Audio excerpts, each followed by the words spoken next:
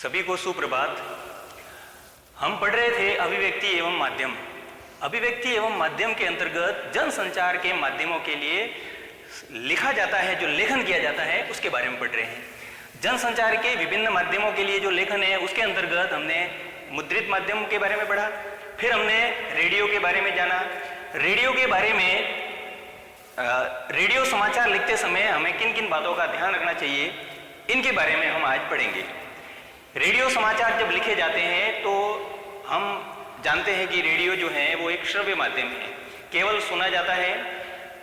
और सुनते समय जब समाचार वाचक जब समाचार पढ़ता है तो समाचार किस प्रकार से बनाए जाते हैं, किस प्रकार से समाचार लिखे जाते हैं, वह हम आज पढ़ेंगे। तो रेडियो समाचार लेखन की बुनियादी बातें यानी आधारभूत बातें क्या क्या है, समाचार किस प्रकार से बनाए जाते हैं, समाचारों को किस प्रकार से वाचन किया जाता है, वह समाचार लिखे कैसे जाते हैं। तो पहला बिंदु है इसके अंतर्गत, जो समाचार वाचक होता है उसके पास जो एक कॉपी आती है, यानी वो जब पढ़ता है तो वह जो कॉपी होती है वह साफ सुथरी और टाइप्ड होनी चाहिए, बिल्कुल साफ सुथरी होनी चाहिए, किसी प्रकार की काट छाट नहीं होनी चाहिए। और हो सके तो वह कॉपी टाइप की हुई होनी चाहिए। अगर टाइप की हुई होगी तो वह कॉपी वाचक के लिए पढ़ने के लिए सुविधाजनक होगी। इसलिए कॉपी कैसी होनी चाहिए, साफ सुथरी होनी चाहिए और टाइप की हुई होनी चाहिए, तो वह वाचक के लिए बहुत ही आरामदायक रहती है। और जब वाचक सही प्रकार से उच्चारण कर पाएगा, सही प्रकार से समाचार बोल पाएगा, सही प्रकार से उसको सुना पाएगा, तो श्रोता भी उस समाचारों को सही ढंग से अर्थ ग्रहण कर पाएंगे। दूसरा इसका बिंदु है कॉपी के दोनों ओर हाशिया रखना। यानी हमने अभी देखा कि टाइप्ड कॉपी होनी चाहिए, तो टाइप कॉपी के दोनों तरफ हाशिया होता है। हम देखते हैं कागज होता है, तो उस कागज जिस प्रकार से ये कागज है, तो इस कागज के नॉर्मली इस प्रकार से हाशिया होता है कॉपी में अपनी। लेकिन ये जो टाइप कॉपी होती है, जो समाचार रेडियो के लिए लिखे जाते हैं, उसमें जो कॉपी होती है उसके अंदर हाशिया दोनों ओर छोड़ा जाना चाहिए। अगर दोनों ओर छोड़ा जाएगा तो समाचार वाचक के लिए सुविधा रहेगी। तो कॉपी के दोनों ओर हाशिया रखना चाहिए। तीसरी इसकी महत्वपूर्ण बातें हैं कि एक पंक्ति में अधिकतम 12 से 13 शब्द होने चाहिए। ज्यादा शब्द होंगे तो सीधी सी बात है, उन शब्दों के जो वर्ण है उनकी साइज जो है, उनका आकार है वो छोटा करना पड़ेगा, और आकार कम होने पर वाचन के लिए वो मुश्किल हो सकती है। इसलिए एक कॉपी, उस कॉपी के अंतर्गत एक जो पंक्ति होती है उस पंक्ति में अधिकतम 12 से 13 शब्द होने चाहिए, उससे ज्यादा शब्द नहीं होने चाहिए। हो सके तो इससे कम भी रखे जा सकते हैं, परंतु इससे ज्यादा शब्द नहीं रखे जा सकते। चौथा बिंदु है पंक्ति का अंतिम शब्द जो है वो विभाजित नहीं होना चाहिए। अब पंक्ति के अंदर अंतिम शब्द विभाजित से क्या तात्पर्य, विभाजन से तात्पर्य है कि जैसे मान लो कोई पंक्ति लिखी जा रही है, उस पंक्ति को लिखने के बाद जैसे कोई अंतिम जगह जब आई तो उस अंतिम शब्द में लिखते समय जो शब्द है वो बड़ा है, अगर वो बड़ा शब्द वहां नहीं आता है तो हम क्या करते हैं नॉर्मली, जैसे एक शब्द है स्वतंत्रता, अगर इस स्वतंत्रता शब्द को वहां उच्चारण करना है और उस टाइप कॉपी में लिखा जाएगा तो हम नॉर्मली मान लो अगर जगह कम है तो स्व और डैश कर देते हैं और तंत्रता शब्द जो है उसको नीचे लिखते हैं। रेडियो समाचार के लिए ऐसा नहीं होना चाहिए, यानी ये जो हमने शब्द का विभाजन किया है, इस शब्द का विभाजन नहीं होना चाहिए। उसको अगर मान लो यहाँ ये शब्द नहीं आता है तो उसको नहीं लिखा जाना चाहिए, उसे अगली पंक्ति में ही लिखा जाना चाहिए। तो पंक्ति का अंतिम शब्द जो है वो विभाजित नहीं होना चाहिए, वह पूरा होना चाहिए। फिर पांचवा बिंदु है, पांचवी बात है कि कठिन उच्चारण वाले शब्द नहीं रखना। अगर बहुत ही कठिन उच्चारण वाले शब्द अंदर होंगे तो वह वाचन करने के लिए मुश्किल हो सकती है। इसलिए पंक्ति के अंदर जो कठिन शब्द होते हैं उन कठिन शब्दों को नहीं लिखा जाना चाहिए। हो सके तो उसका सरलतम रूप है वो लिखा जाना चाहिए, ताकि समाचार वाचक के लिए वह उच्चारण की दृष्टि से सरलता प्रदान कर सके या सरल हो सके। तो कठिन उच्चारण वाले शब्दों को, जो जटिल होते हैं, जिनका उच्चारण करने में दिक्कत होती है या जिसको सोच करके उच्चारण करना पड़ता है, ऐसे शब्दों का अंदर प्रयोग नहीं करना चाहिए। छठी बात है और बहुत ही महत्वपूर्ण बात है, और वो है क्योंकि समाचार लिखे जाते हैं तो उसके अंदर अंक आते हैं, तो अंकों के लेखन में बड़ी सावधानी रखनी चाहिए। जो भी अंक लिखे जाते हैं उन अंकों के लिखने में हमें बहुत ही सावधानी रखनी चाहिए। कैसे सावधानी रखनी चाहिए, तो सावधानी रखते समय 1 से लेकर के 10 तक के अंक होते हैं, यानी 1 से 10 तक के अंकों को तो लिखना चाहिए शब्दों में। 1 से 10 तक के शब्दों को, अंकों को शब्दों में लिखना चाहिए और 11 से लेकर के 999 तक के शब्दों को लिखना चाहिए अंकों में। 11 से 999 तक के शब्दों को हम कैसे लिखेंगे? अंकों में लिखेंगे। और मान लो इससे बड़ी संख्या है, यानी 999 से बड़ी संख्या है, तो 999 से बड़ी संख्या यानी ऊपर की बड़ी संख्याओं को, बड़ी संख्या के लिए जो हम लेखन करेंगे तो बड़ी संख्याओं को दर्शाने के लिए फिर से हमें शब्दों में ही लिखना चाहिए। अगर बड़ी संख्या होगी तो वाचक को सोच करके पहले उसको देखना पड़ेगा कि ये कितने अंक हैं। उन अंकों को पढ़ने के लिए उसे समस्या हो सकती है। जैसे मान लो मैं एक उदाहरण बताऊं,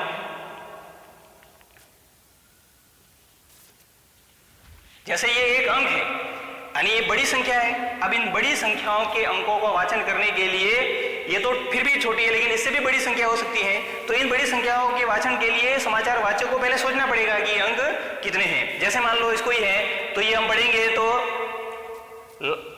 2,15,210, यानी उसको सोचना पड़ेगा। लेकिन अगर ये सीधा सीधा लिखा होगा, शब्दों में ही लिखा हो तो 2,15,210, अगर इस प्रकार से लिखा होगा तो समाचार वाचक के लिए वह आसानी हो रहेगी।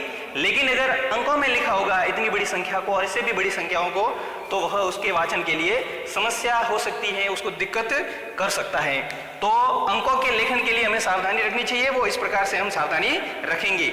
साथ ही साथ एक बात ये और भी ध्यान रखनी है कि इन समाचार के लिए ज्यादा से ज्यादा आंकड़े नहीं होने चाहिए, अधिकतर आंकड़ों का प्रयोग नहीं करना चाहिए। परंतु कुछ ऐसे आंकड़े होते हैं जिनको दर्शाना ही पड़ता है, तो उन आंकड़ों को दर्शाना ही पड़ता है। तो उनके लिए फिर इस प्रकार की जो विधि है जिसको हम अपना सकते हैं। इसके अंतर्गत हम कह सकते हैं कि जितने भी वित्तीय आंकड़े हैं, वित्तीय आंकड़े फाइनेंशियल जो होते हैं, जैसे बाजार से संबंधित कोई आंकड़े होते हैं, तो वित्तीय आंकड़े को इस प्रकार से ही दर्शाना चाहिए। वित्तीय आंकड़ों को हम किसी प्रकार से उल्टा सुल्टा या अन्य शब्दों में नहीं दर्शा सकते हैं।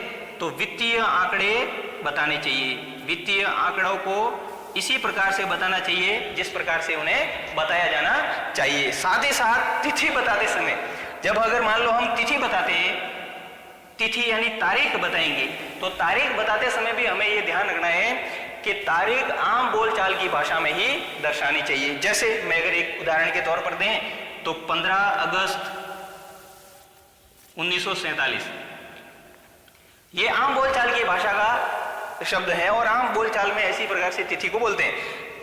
परंतु हम इसको अगस्त 15 1947 इस प्रकार से लिखेंगे तो ये हो सकता है कि अर्थ ग्रहण करने के लिए श्रोता को दिक्कत हो सकती है। इसलिए आम बोलचाल की भाषा में ही तिथि का प्रयोग करना चाहिए। आगे इसके अंतर्गत जो महत्वपूर्ण एक विशेषता है वो है कि उसके अंतर्गत हम डेडलाइन का प्रयोग करना चाहिए। 8वां बिंदु है डेडलाइन का प्रयोग। डेडलाइन का प्रयोग, डेडलाइन से प्रयोग से तात्पर्य क्या? डेडलाइन से प्रयोग से तात्पर्य है कि जब हम समाचार लिखेंगे तो वो जो समय होता है वो समय हमें दर्शाना पड़ेगा। जैसे आज सुबह, कल शाम,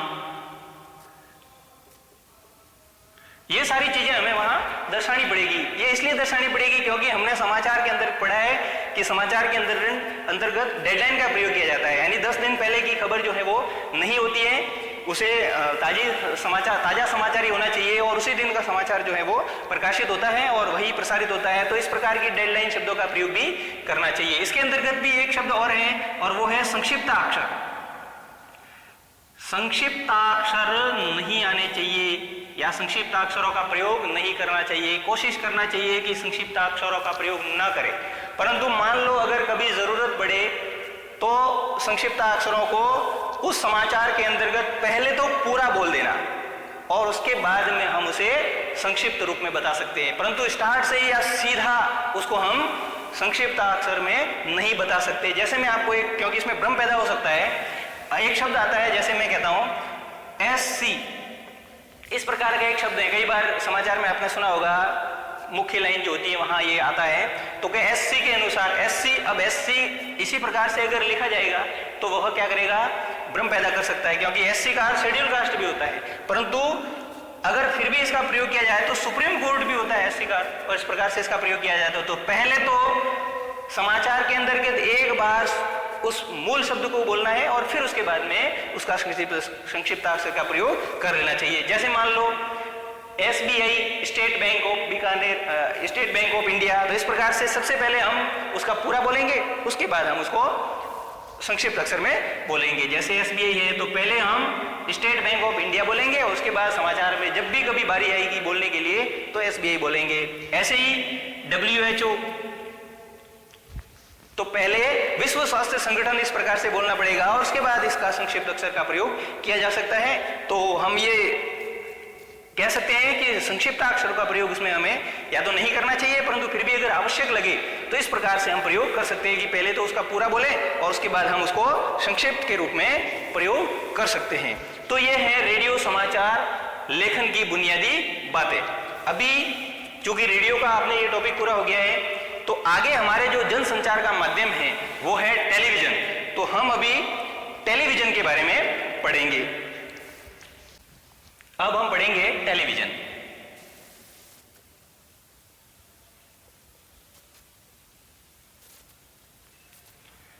टेलीविजन और टेलीविजन के लिए समाचारों का लेखन ये किस प्रकार से किया जाता है ये हम अभी पढ़ेंगे। टेलीविजन को हम संक्षेप में टीवी भी कहते हैं।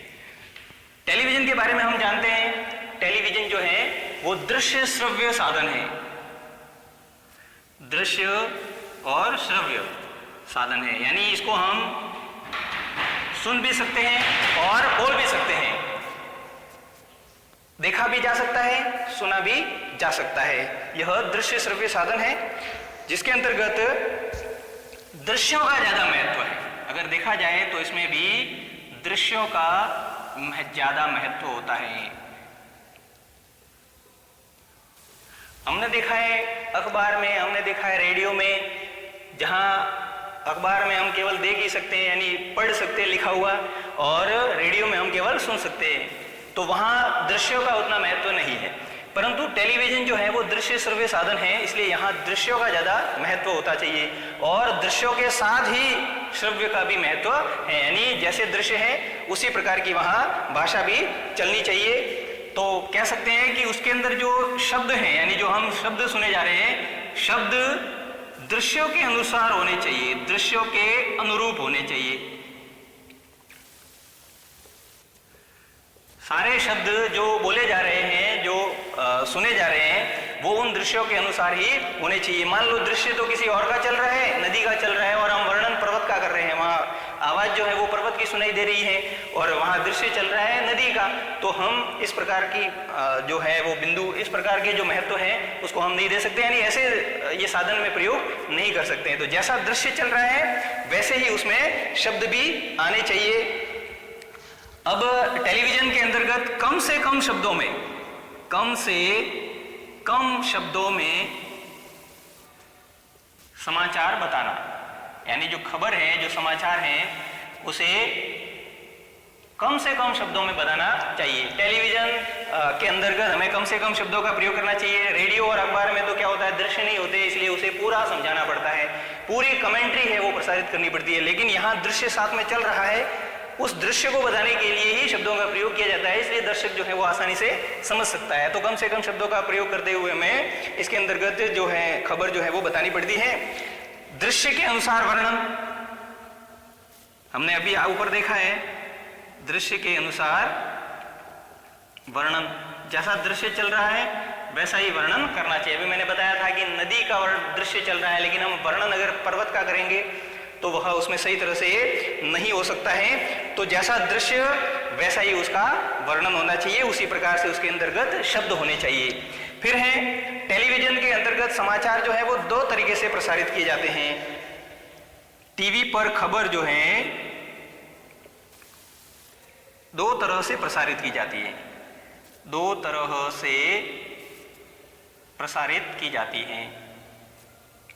दो तरह से किस प्रकार से प्रसारित की जाती है। तो पहला तो होता है कि खबर जो चलती है, खबर बिना दृश्यों के चलती है, बिना दृश्यों के प्रसारित की जाती है, यानी कोई दृश्य नहीं, यानी मान लो कोई घटना घटित हुई तो घटना घटित होने के बाद में तुरंत वहां के दृश्य हमें मिलते नहीं है, समाचार वाचक के पास में तुरंत जो है वो दृश्य नहीं मिलते। तो प्रारंभ में खबर जो है वो बिना दृश्यों के ही चलती है, और उसके बाद में जब दृश्य मिल जाते हैं तो एंकर की जगह दृश्य चलते हैं। यानी सबसे पहले तो केवल एंकर ही बोलता है, एंकर यानी प्रस्तुत करने वाला, समाचारों को जो प्रस्तुत करता है उसको एंकर कहते हैं।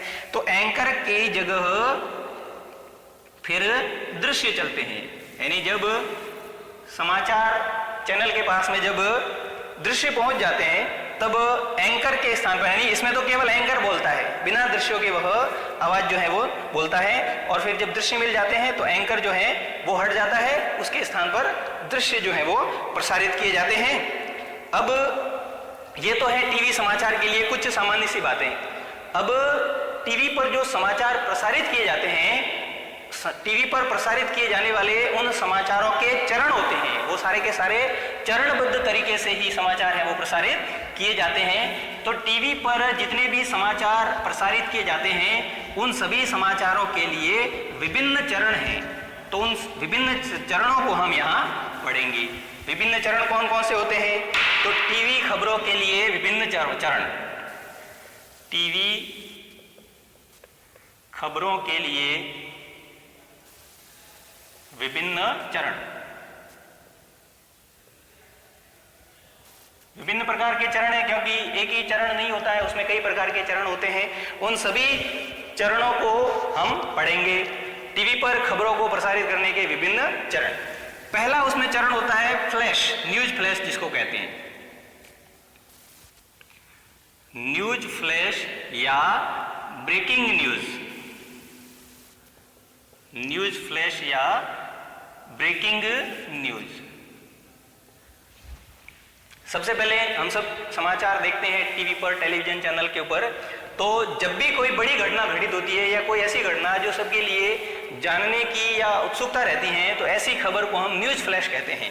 और वह आपने देखा हो टीवी पर पट्टी की तरह नीचे लिखा हुआ होता है ब्रेकिंग न्यूज, न्यूज फ्लैश इस प्रकार से, और कई बार पूरे उस टीवी के पर्दे पर भी चलती है। तो सबसे पहले ब्रेकिंग न्यूज चलती है जब बड़ी खबर होती है। इसमें ये क्या होती है? बड़ी खबर होती है, और बड़ी खबर कम शब्दों में प्रसारित होती है, बहुत ही कम, 4-5 शब्द होते हैं, कम शब्दों में यह ब्रेकिंग न्यूज या न्यूज फ्लैश जो है वो प्रसारित किए जाते हैं। तो पहला चरण होता है न्यूज फ्लैश या ब्रेकिंग न्यूज।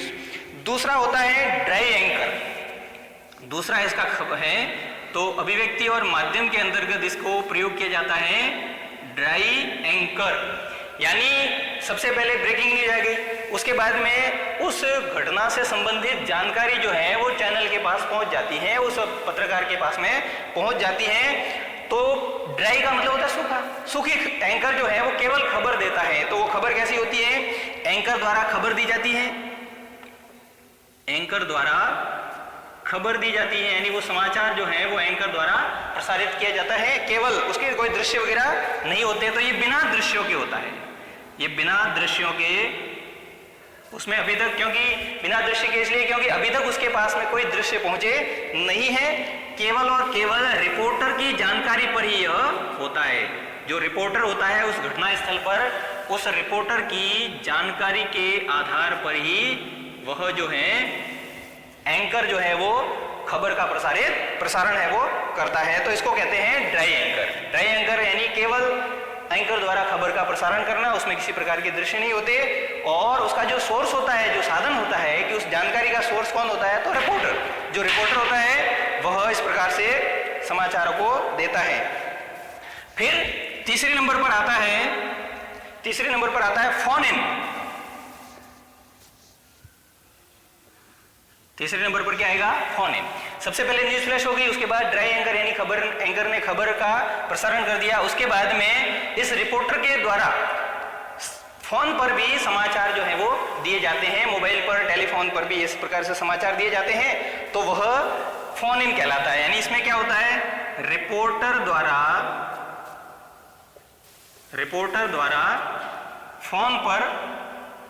जानकारी देना, फोन पर जानकारी देना।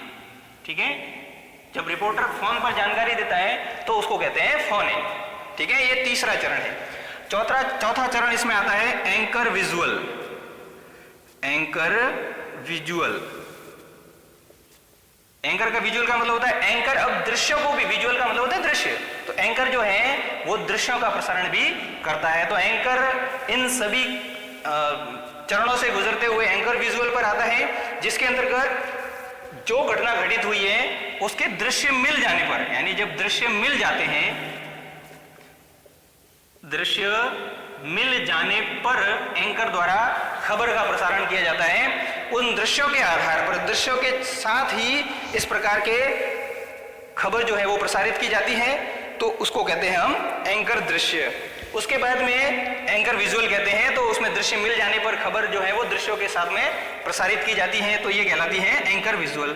उसके बाद में पांचवा चरण है जिसको हम कहते हैं एंकर बाइट। उसको हम क्या कहेंगे? Anchor bite.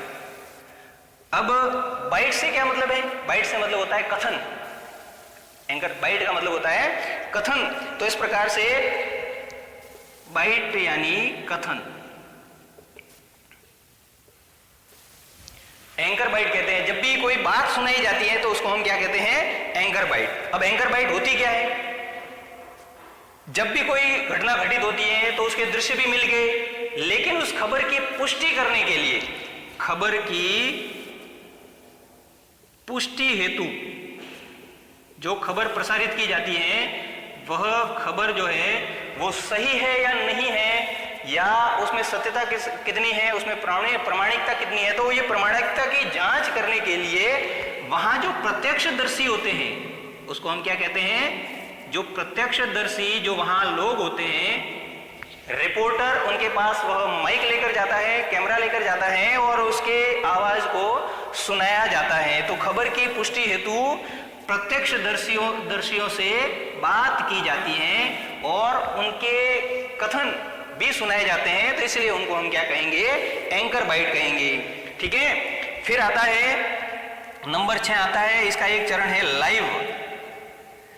कई बार आपने देखा हो समाचार जो है वो लाइव प्रसारित किए जाते हैं, तो वो क्या होता है? सीधा प्रसारण किया जाता है, उस खबर का सीधा प्रसारण किया जाता है। तो सीधा प्रसारण करने के लिए 3 लोग होते हैं, एक तो रिपोर्टर होता है, एक कैमरामैन होता है और एक ओबी वैन होती है। क्या होती है? ओबी वैन। उसको हम कहते हैं ओबी वैन, आउटसाइड ब्रॉडकास्ट। इसका पूरा नाम क्या है? Outside broadcast. तो आउटसाइड ब्रॉडकास्ट जब किया जाता है, यानी स्टूडियो से बाहर रह करके जब कोई लाइव प्रसारित किया जाता है तो उसको ओबी वैन के माध्यम से प्रसारण किया जाता है। फिर उसको हम कहते हैं, उसका जो 7वां चरण है वह 7वां चरण होता है anchor package. Anchor package. Anchor package क्या होता है?